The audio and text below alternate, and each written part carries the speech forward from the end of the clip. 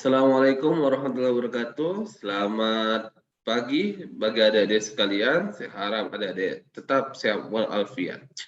Baik, kita akan lanjutkan dari video sebelumnya. Dalam kesempatan ini, kita akan fokus terhadap software dari Start tersebut. Oke, saya sharing dulu terkait dengan software dari Start tersebut.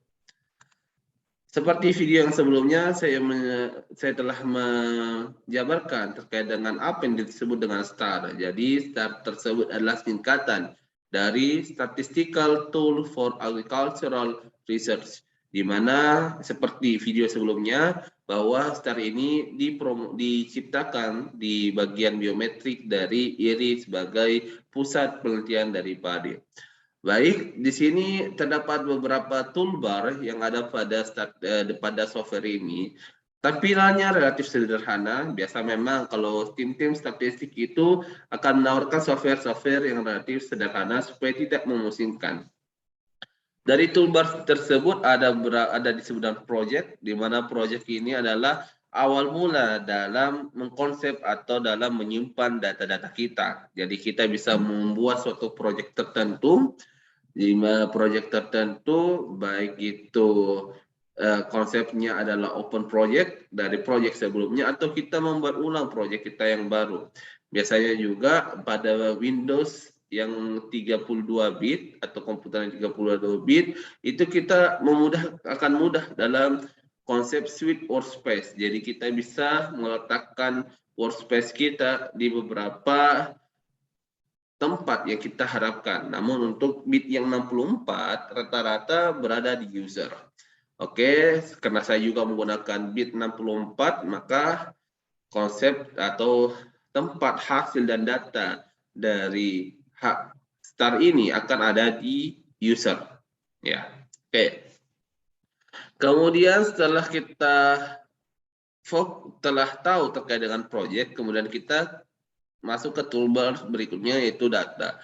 Relatif data ini sangat erat dengan bagaimana kita melakukan modifikasi dalam konsep data tersebut. Artinya data yang ada kita baik itu kita hilangkan atau kita urut sesuai dengan perlakuan kita, tapi kita tidak melakukan manipulasi data. Ingat, itu hal yang sangat merugikan dan sangat tidak terpuji. Jadi di sini hanya kita melakukan preparasi lebih tepatnya. Bagaimana preparasi data itu menjadi lebih baik. Nah, maka di sini toolbar ini sangat cocok untuk proses preparasi dari data tersebut. Oke, kita lanjut ke toolbar berikutnya. Jadi toolbar design adalah toolbar yang memudahkan kita dalam melakukan perancangan. Krusial dalam rancangan percobaan adalah penempatan dari setiap satuan percobaan tersebut. Karena dalam konsep rancangan percobaan diharapkan ada sistem random, artinya secara acak. Dan kemudian ada sistem independen. Jadi tidak boleh ada satuan percobaan atau ada suatu perlakuan tertentu atau taraf tertentu yang selalu berdampingan dari satu ulangan ke ulangan lainnya. Maka data tersebut atau perlakuan tersebut tidak bersifat independen tapi dependen. Bagaimana kita mengolah atau menghindari dependensi itu? Maka dengan adanya desain atau toolbar yang diberikan oleh STAR ini, maka kita akan lebih terjaga dari sifat dependensi dalam suatu rancangan percobaan.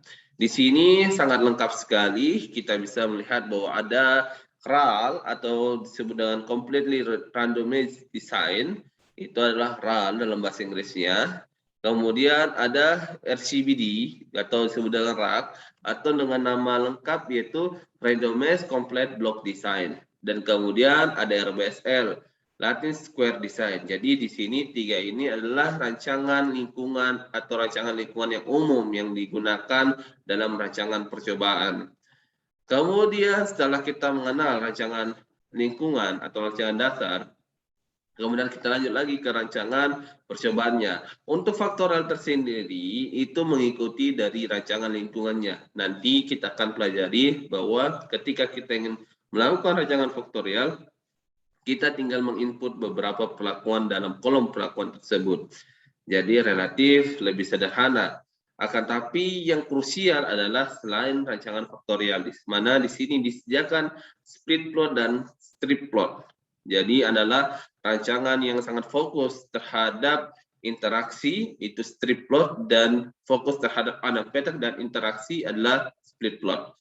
Tidak hanya untuk dua faktor, tapi di rancangan ini terdiri atau disediakan untuk faktor-faktor yang lebih daripada dua. Kita lihat ada split plot design, artinya itu ada 3 faktor. Jadi ada petak utama, ada petak utama, dan ada anak petak. Kemudian ada juga 3 kali splitnya, split plot. Artinya ini adalah 4 perlakuan yang kita kombinasikan secara bersama-sama. Walaupun beberapa peneliti akan menghindari hal ini karena akan menghasilkan bias yang sangat tinggi. Namun, konsep software ini memudahkan bagi para peneliti yang ingin mencoba-coba untuk mengkombinasikan 4 faktor perlakuan. Dan kemudian ada juga rancangan KISI atau disebut dengan Balanced Incomplete Block Design. Setelah proses rancangan, di sini ada proses analisis. Atau disebut analyze, di mana analisis ini saya nilai sangat cukup baik untuk bidang agriculture. Di mana di sini adalah deskripsi statistik, ya, yang seperti yang kita ketahui pada pelajaran statistik atau metode statistik sebelumnya, di mana ada 2 jenis analisis statistik. Ada yang bersifat deskriptif, jadi hanya menjabarkan data tersebut dan memberikan informasi-informasi terkait dengan sifat dari data yang kita punya, namun tidak dapat menyimpulkan dari data yang ada. Dan ada yang disebut dengan inferensial.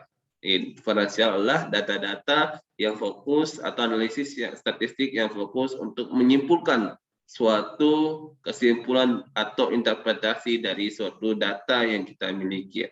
Secara sederhana dapat kita lakukan dengan t-test atau test student.